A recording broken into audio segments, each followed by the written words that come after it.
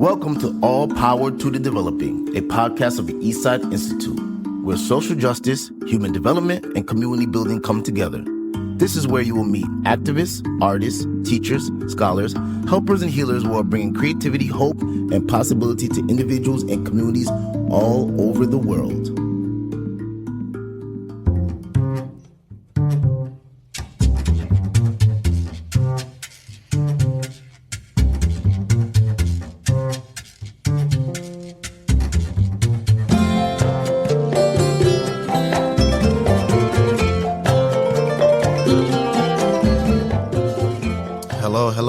Hello, and welcome to All Power to the Developing. This is your host, Des Wandan, Des for short, and thank you for tuning in to All Power to Developing. Wishing everyone a beautiful start of their summer. Of course, we are global, so it may be the start of your fall, maybe the start of your winter, maybe the start of your spring. It's the start of everything. Let's have a beautiful, beautiful season, whatever season it is. Today, we have such an amazing guest. Today's guest is a human intelligence researcher, educator, and author whose work explores systems breakdown, collective creativity, and what it truly means to develop as a human being in the age of artificial intelligence. Rather than asking what AI can do, our guest challenges us to ask deeper questions about intelligence, language, consciousness, and the future we're creating together. I'm excited to have back on All Power to Developing. Yes, back. So good. We have to have him twice. Welcoming back to All Power to the Developing, Dr. Jim Martinez. How are you doing, Jim? I'm doing great. Thank you. Thank you, Des. Thank you for having me on again. Definitely. I want to ask you just a side note. Are you watching the World Cup, any of the games or anything like that? Are you interested in that? No, not really. My daughter played soccer for many years, and so I understand the game as I watch it, but I just haven't invested any time in it. No doubt. Well, there's another global phenomenon that is taking us by storm. Some would argue way bigger and way more important than the World Cup, and that is artificial intelligence. When I think of artificial intelligence, I think, for me personally, I think back to the legendary Stanley Kubrick movie, Space Odyssey 2001. And then another kind of landmark was the actual movie titled Artificial Intelligence that was directed by Steven Spielberg. And throughout all of those movies and before them, in between those two movies, past those two movies, there's been a myriad of all different types of sci-fi films that have explored AI and its possibilities, both negative and positive. Where does AI start with you, Jim? Where does the idea of AI, the interest of AI, where does it go back to you from? Well, I am similarly influenced by movies, by TV shows, Lieutenant Data from Star Trek, The Next Generation. Yes, yeah. And so I started, study of AI when I was in college in the 1980s. I was a computer science major, and I took a couple of courses, artificial intelligence in general and knowledge representation. And so the question on the table was, how do we turn computers into expert systems that can figure out human problems? And, I kind of stopped that inquiry after I graduated and I got a job and became an IT professional and later on an educator. And it wasn't, and during the 80s, 90s, early thousands, AI was a thing that people were working about and you would hear about it. And the claims about what it could do at that time were sort of bigger than what it could actually do. Right. So you heard about maybe Big Blue, the chess champion, AI beating chess champions, AI being on Jeopardy and winning on Jeopardy. And so it wasn't until, a couple of years ago when OpenAI came out with their ChatGPT and people were making a big fuss. My attention was elsewhere, but everybody around me was talking about AI. And I'm like, wait a minute, I know something about this. Let me figure out what's going on and see whether it's hype and people are overly concerned or whether it's finally real in terms of mass deployment. And it turned out that it's finally real in terms of mass deployment of these technologies. And so because people around me needed support to understand what was going on and to sort of separate the science fiction and the myth from the reality. I decided to invest my time in that and started playing with the technology. What I discovered playing with ChatGPT in particular is that I could have it write for me because many of my students were having AI write their assignments, and I started to detect AI in their writing.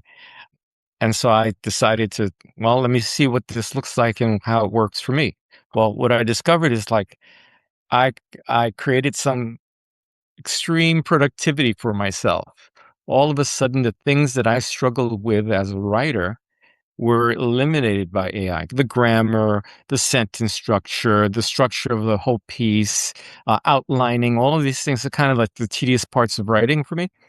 And AI made me really productive. And I was just fascinated with that.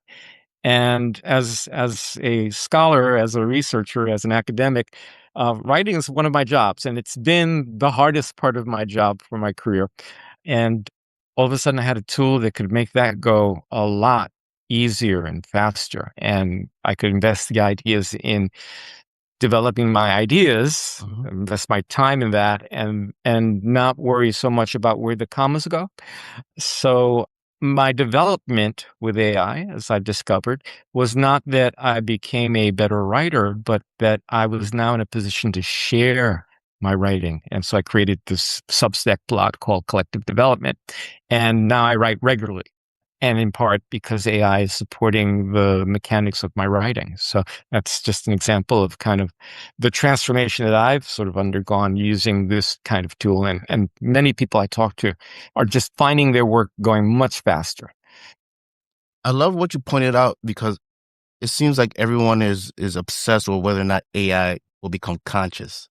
Mm. And but your article points out something really simple is that we don't have to agree on what conscious is.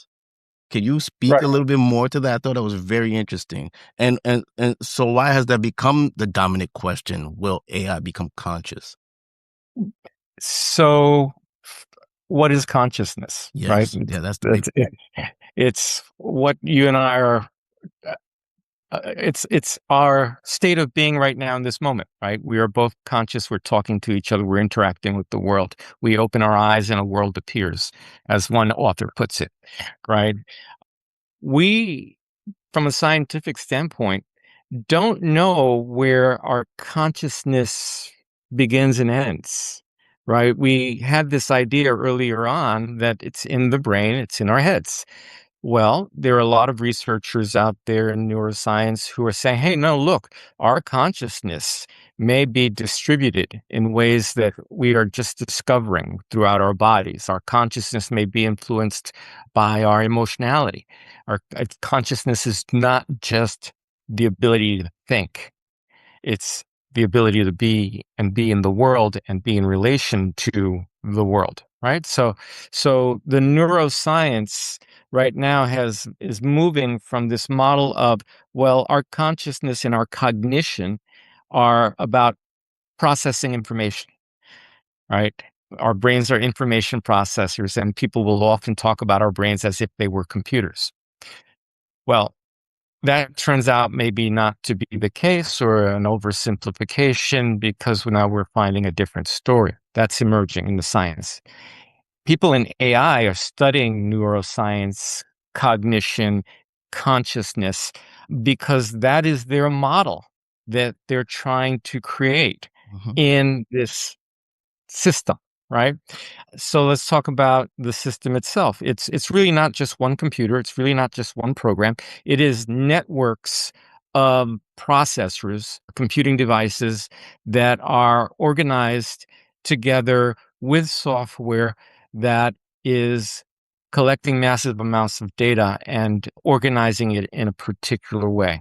Why would we want that? Well, it's the kind of the if you're invested in knowing things about the world and making predictions about the world to get some kind of advantage or to avoid a disaster, then it makes sense to collect as much knowledge as you can and process it in a way that human beings process.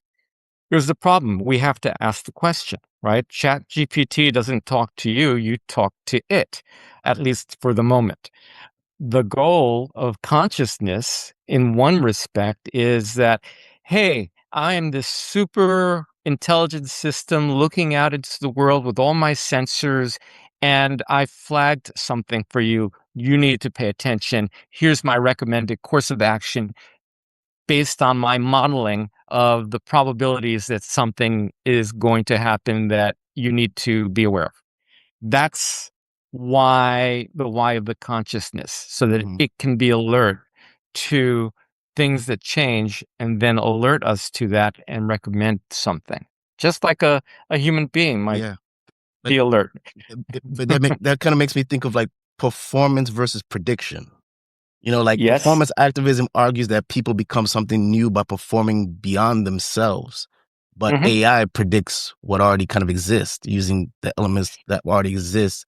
And those are like opposing directions. So Yeah. how do you feel about that? It in a way, it makes sense to me that that's what's happening, Yeah. right? That's the end game of a knowledge paradigm of a way of being in the world that's all about knowledge seeking and knowledge collection, and then basing everything on knowledge. It's not performance at all. And so I see it as something of a different opportunity, right? I see it as, okay, kn- knowing the world is taken care of. We have a thing that can look back at all the works of human literature, and I can ask it about Shakespeare, I can ask it about science, I can ask it about history, and for the most part, it will give me a pretty good answer, right? So what does that free me up to do, Mhm. right? Yeah. If schooling no longer has to be about the scarcity of acquiring knowledge or getting access to knowledge or even being literate, Mhm. right? You can just talk to it, right? A 2-year-old can talk, Mhm. right? So if you can just talk to it and ask it a question, and it gives you an answer, you don't have to sit there studying and remembering it. So what developmental possibilities are there in education if that is the case? How does AI change that opportunity for us, right? It's not automatically going to change the institution. AI will make that institution even more efficient than it is already, right? You hear about personalized learning. Well, Yeah. what does that really mean? That means getting the learner to the point where they can be specifically coached to pass the test. Do we need more of that? Right? That's a question. I would argue, no, we don't need more of that. We have enough of that. And the results, I think, are arguably that people come out of school not having a sense of their own development, feeling maybe that they're not smart enough. There are all sorts of things that happen. And so I see AI as this world changing thing that should ask, that should force us to ask a question, right? It should, if we don't have to spend that time knowing in our developmental sort of arc of life, what can we do? What can we build? What can we build with AI? Yeah.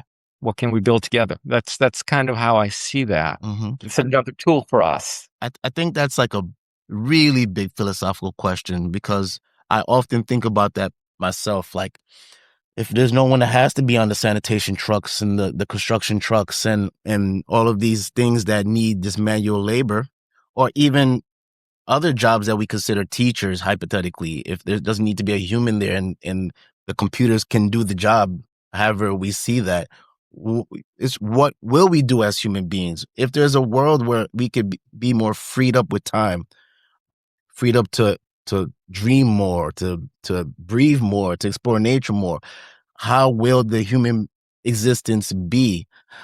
It's a very interesting question. And I also think too about, we're talking about languages a lot.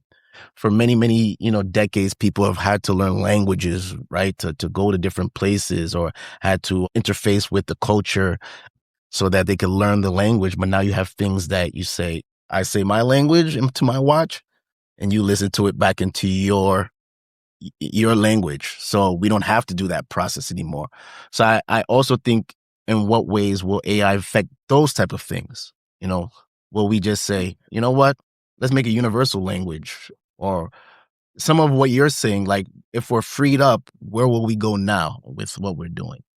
Yeah, yeah. I mean, those examples that you mentioned, to a great extent, we're already living the benefits of technology. Like, I didn't have to go to a studio to sit with you to be interviewed in the studio. We're doing that over a video conferencing technology, right? That to me is mind blowing, that you could interview anybody in the world without having to travel and spend that time. The work week was transformed during COVID because of the technology. So now work is being transformed because of AI, and people are concerned about jobs, and they should be. Education has been oriented over the last couple of 100 years about providing a workforce for the industrial revolution, right? And industrialization. And then over the last, let's say, 30 years, education has been about digital literacy, right? Everybody's got to learn computers as part of the workforce. Well, now it looks like the workforce is going to be transformed by AI because we don't have to do, AI can do them better, right? So what do we do now? Where do young people get employment? Do young people even need a college education if they're literate enough to ask the questions of AI, and those knowledge jobs are not there for them anymore? What are we doing? Mhm. What would it mean to organize institutions around development instead of, let's say, capitalism or productivity or knowledge, for that matter? I think that's an interesting question to ask at this particular time, that, we are experiencing all these disruptions, and we've got this incredible tool that we're just figuring out how to use, and that people are still developing. I mean, I've never seen software develop after these AI systems. And there is a danger there too, right? People are rightfully concerned that AI gets used not for human development, but for the accumulation of capital and power, Mhm. right? That's a likely scenario also, Yeah. right? People are not aware that, it's not just the large language model, the chat bots that we're talking to. AI is much broader in terms of machine learning, visual interpretation, coordination, logistics, the military uses Yeah, yeah. of it, There's a right? lot of use cases we do not think about on a daily basis. Besides Yeah, besides, can you make my flyer for my event? exactly, exactly, Yeah. exactly. When we come back, we are going to dip much more deeper into that human development and what it means to develop as a human in a world that is emerging with artificial intelligence. We'll be right back after this commercial message on All Power to Developing.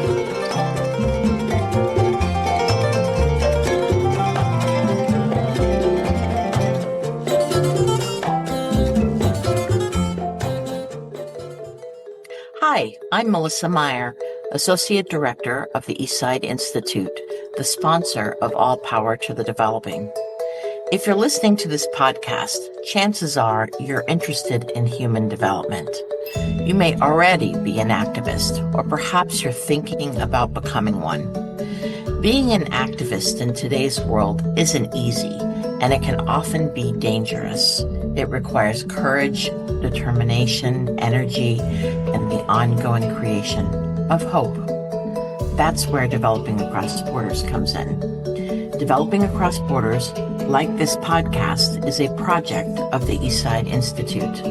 It brings together activists and others from around the world in weekly Zoom conversations to grapple with the emotional experience of being progressive in an increasingly reactionary world.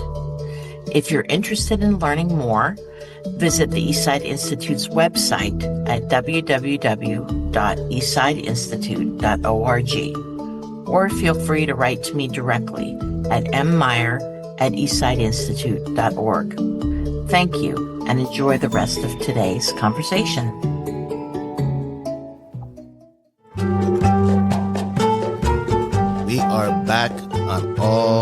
Power to the Developing with Dr. Jim Martinez. Before going to the break, we were speaking a lot about human development, and kind of it's like a side-by-side race between ours development, AI's development, which is moving rapidly fast. And so let's take a little look at human development. Something very interesting is while there is this rapid development growing with AI, it seems with humans there's a little bit of stagnation. People are reporting more loneliness, more depression, more suicide rates, more isolation. And there's obvious societal reasons for that, between like some of what you mentioned, jobs getting more scarce, the economy, the impact the economy is having on people, all different types of elements. But it does seem that we're in this, very, not, I wouldn't say unique time, because this has happened time and time and time over. But I would say, for lack of a better term, unique time where we have this AI right here on this left side, all of this emerging. But here we have with humans, still war, still hunger, still poverty, still all of these things just so prevalent. How do you see all of that? How do you see and rationalize kind of this world we're living in, where we have this light speed technology merging right here, but on the left seems like we're still stagnated as a whole. Yeah, it's overwhelming. I think about this a lot. I think about this in part because I have spent the last 30 years of my life trying to support human development as someone who's been a contributor to the All Stars Project, someone who's been contributing to Eastside Institute, real funds, volunteering. How do we improve opportunities for inner city youth, through development, right? I've had a stake in that for a long time. My own contribution is that I've used technology in these environments to create new kinds of environments out of what there is in schools in particular. Our stagnation is in part, as you say, connected to what our institutions are about, right? There's no way we're born into a world that has institutions and cultures. And in a lot of ways, we conform, whether we like it or not, to those societal roles and those institutional demands. Well, if the demands of the institution are about knowing, about production, about religious belief, about industrialization, well, then that's what we wind up doing as human beings, right? Has this always been the case? No. Has there ever been a human culture or society that has been focused on development as a central principle? Amazingly, not really, right? It's always been about survival. And once we got beyond survival, it became about productivity. And then it became about protecting borders. And then it became about, keeping what we've got, right? So none of those things is about human development. Human beings do develop within those contexts, right? We develop because there are challenges and we have to develop new capacities. But that's almost like the sideshow to maybe the knowledge project, right? Which we've done incredible work as a species over the last 500 years, right? So that brings us back to the AI piece of this. Given that we seem to have figured out, like, all right, if AI is really supposed to deliver these things for everybody, that's still a question, right? What are we doing now that we don't? A lot of us have a 4-day work week because of remote working and things like that. What are we doing with that day? Right. And so the human development questions that I look at are the very practical things. All right. How can we change and introduce more play, performance in schools? How can we do that in the workplace? How can we do that in the way we write about human experience?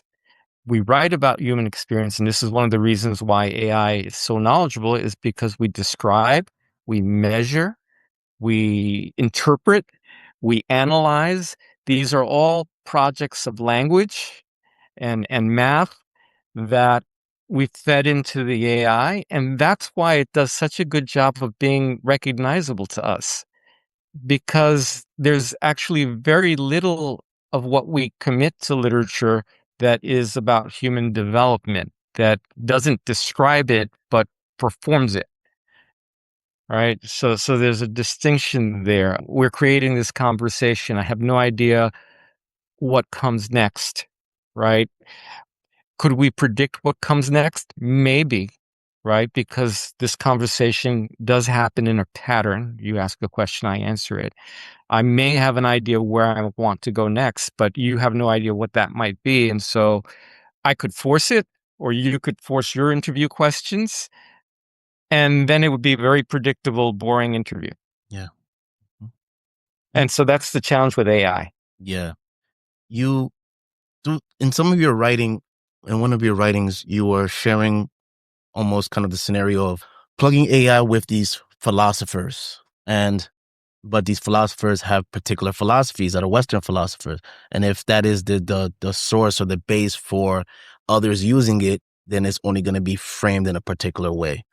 And that's kind of tangible fear sometimes I have with AI. I think about, like, particularly something like racism, where racism is a discernment that's individualized. But what if racism could be programmed through a camera, through a hey, we're gonna stop this car, but we're not gonna stop these three cars. We're gonna take this picture's license plate, the picture of this license plate, but not these license plates, based on how this thing has been programmed. And I think about things like that based on the society we live in. What are some of your tangible fears with AI? What are some of the things that tangibly concern you besides your students getting over on you with a paper? What are some of the things that concern you? Well, I guess initially what concerned me is who gets to control AI, right? This is controlled by a relative handful of people in the world that are using massive amounts of capital to produce this product, right?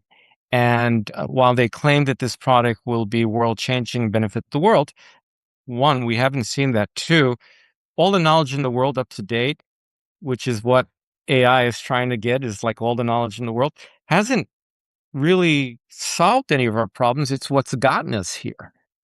And so the idea that AI, so the myth that AI can solve human problems like climate change, poverty, economic inequality, hunger, those are nice stories, but I don't see the reality of that, right? Contrary to that, AI is a resource, whole. It consumes water and electricity and raises the rates for people in communities. So I don't buy into that. That's my concern, is that people buy into this thing, and then people are willing to hand over entire institutions to the control of AI. So if it used to be the case that you could walk into an institutional office and say, hey, I need something done, and here's my driver's license, or here's my ID, let's get that done. Well, if you weren't in the system, the person in front of you could put you in the system, right? I'm going to set you up right now. Now we are building systems upon systems, and if you're not in one of the systems, you might not get into any of the, it might prevent you from getting into other systems, right? So we don't have any record of your existence, sir. Almost like a technological apartheid. Yeah. Yeah, exactly. So everything that we experience in the world is problematic is duplicated automatically in AI, because it's in our language, it's in our institutions, and it's in our culture. So if you're experiencing racism in the world, you're going to experience racism in the literature about the world that's going to be duplicated in AI. And so those concerns that you have are already in play. Absolutely. Right? They're not what if concerns. They are happening today.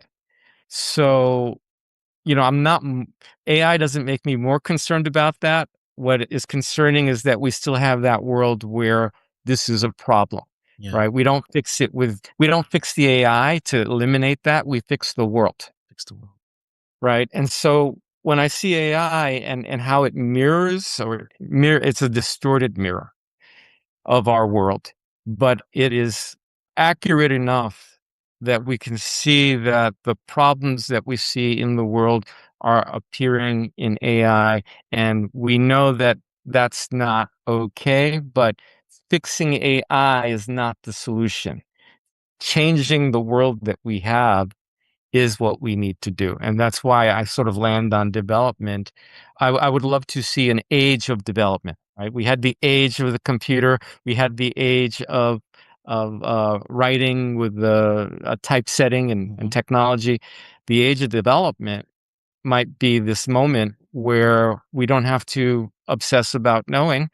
We have a new capacity. And so in the age of development, you take a serious look at what does it mean to provide housing for people that they can afford? What does it mean to support people to have something to eat every day? We have unimaginable wealth in this world right now. Mm-hmm.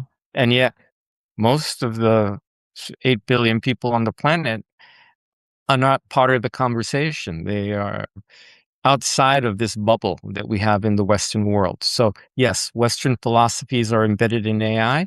They ignore the other philosophies and ways of being that indigenous people have had in the world, that none of that is in there. Or if it is, it's a description from a Western point of view, not from an indigenous point of view. These are all kind of problematic things, I think, that we should be considering seriously as we hand over institutional work to AI. Absolutely. And one thing I love about all of your work, Jim, is you're just asking the deeper questions. You're not anti-AI at all. So if you had the attention of every AI researcher in the world, what would you tell them? And what would be some of the questions that you ask them to wish to stop avoiding? I would ask them, what would it take to have an AI that was, I won't say more developmental, because I think that's a particular human thing, Yeah.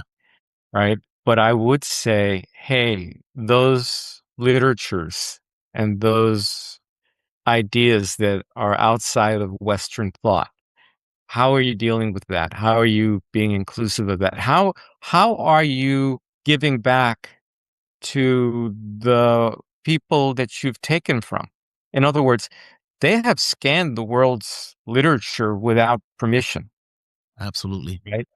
Right? They haven't said, "Hey, this is valuable to us. Here's some money," right? Which is the model, right? They did it basically without permission.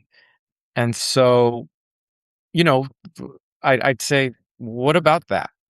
Is that what are you going to do about that? That's more of a capitalism question than anything else.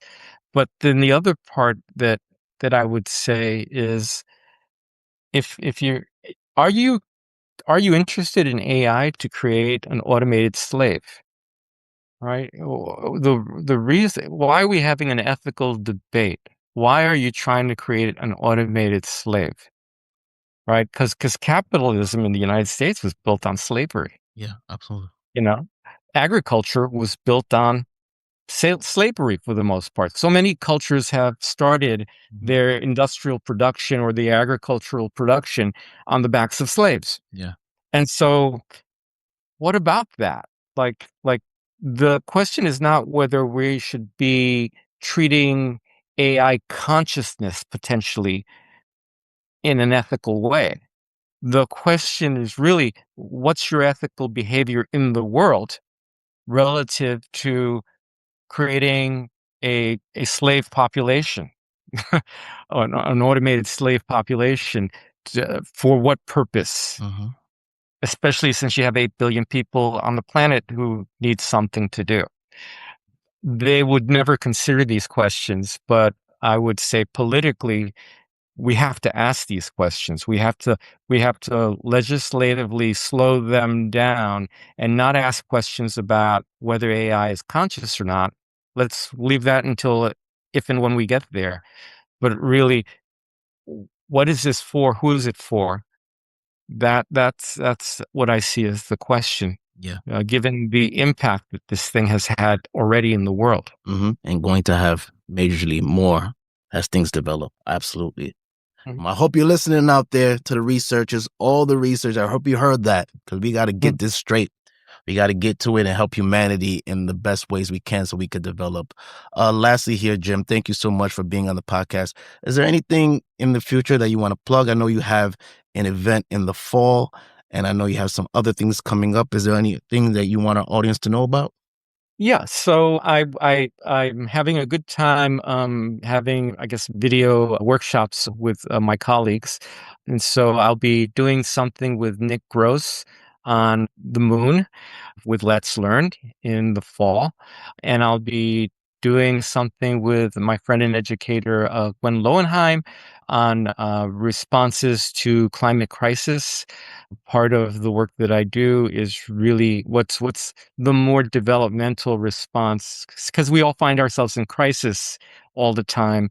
And I think crisis is not about knowing or predicting, but about how we as communities build capacities that allow us to develop in response to crisis. So in many ways, I started to look at AI because people were experiencing this crisis of AI. And so we're having that conversation in the fall. Look in the Eastside Institute announcements for those specific dates and titles of those talks. Yes. And we are going to link that into the description section for you. Once again, thank you so much, Dr. Jim Martinez, for being on All Power to the Developing. If you would like to stay in contact with Jim, we will put his information into the description. We will put the Substack into the description. Subscribe, get a paid account so you can read all these amazing articles and fill your mind with so much philosophical information about the future, past, and present of AI. This is All Power to the Developing. Please like, comment, and subscribe. We are available on most all digital streaming platforms. Listen to us on Apple, listen to us on Google, listen to us on Spotify, listen to us on Amazon. We're available most places. Please comment, like, and subscribe. We would love to hear what you think about the podcast. If you have any thoughts, concepts, you want to tell us what you liked, please write to us at podcast@eastsideinstitute.org. That is podcast@eastsideinstitute.org. We would love to read your response at the end of the episode. Thank you so much for listening. And once again, all power to the developing. Thank you.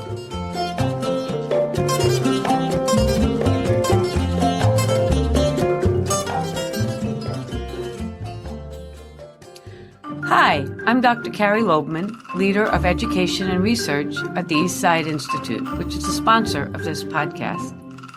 For us at the Institute, all power to the developing is more than a title. This phrase captures how vital it is for all people to grow, develop, and transform emotionally, socially, and intellectually if we're going to create something positive out of the crises we're all experiencing. If you're interested in learning more about the methodology the Institute has developed to tackle these crises and generate development, we offer a range of classes, workshops, and study programs, including the How of Performance Activism, the Social Therapeutic Group Study Program, and our international class, a 9-month global ensemble-based learning space where people explore the Institute's methodology and, perhaps most importantly, practice creating new performances of leadership together. To learn more about the Institute's educational offerings, visit our website at www.eastsideinstitute.org.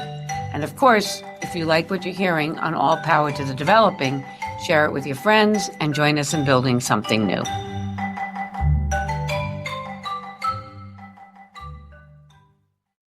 All Power to the Developing was made possible in part by Growing Social Therapeutics, the Baylor Wolf Fund,